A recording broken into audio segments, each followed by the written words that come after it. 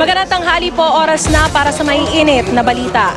Viva Nuestro Padre Jesus Nazareno. Nandito po ako ngayon sa Quiapo Church sa Maynila kung saan oras-oras na po ang misa habang hinihintay ang pagbabalik ng Poong Nazareno. At buhos na nga po ang mga tao sa iba't ibang bahagi ng Maynila kung saan dumaraan ang traslasyon para malapitan, mahawakan at mahalikan ang Poon.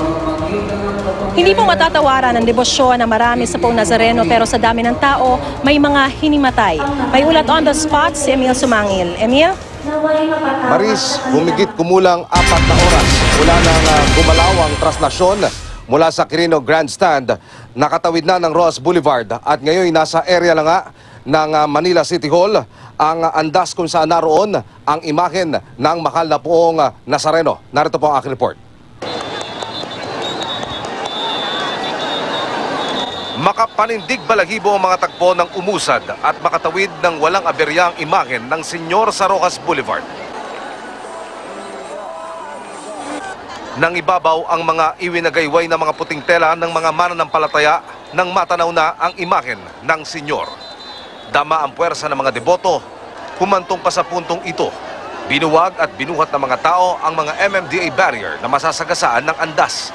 Ang hinahagkang lubid ng mga deboto mula sa aming pwesto, mapapasing tila ba umuotso na, kasabay ng mabilis na pag-usad ng andas. Marami ang nawala ng malay, hindi pa man nangangalahati ang usad ng traslasyon. Isinusugod sila sa mga emergency station na itinayo halos sa bawat kanto. Kapansin-pansin din na karamihan sa mga ika nga nila'y sumasalang sa traslasyon at pumapanik sa andas ay puro kabataan. Maris, mabilis ang usad ng traslasyon ngayon. Maayos din na napapagalaw ang andas at mula kanina at sana'y magtuloy-tuloy na. Walang aberya pang na-encounter ang mga ihos o yung mga alagad ng imahe ng Senyor. Maris. Maganda malaman yan, Emil.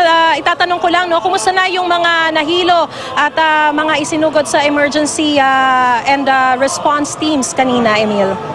Sa update na ating natanggap mula sa Philippine Red Cross bago mag-alas 11 kaninang tanghali, nasa 325 mga kababayan nating deboto ng mahal na Poong Senyor ang isinugod na dito sa kanilang mga emergency stations. Karamihan, Maris, kung hindi pagkahilo, nagtamo ng mga mild injury, mga sugat sa katawan itong mga ating kababayan. Maris.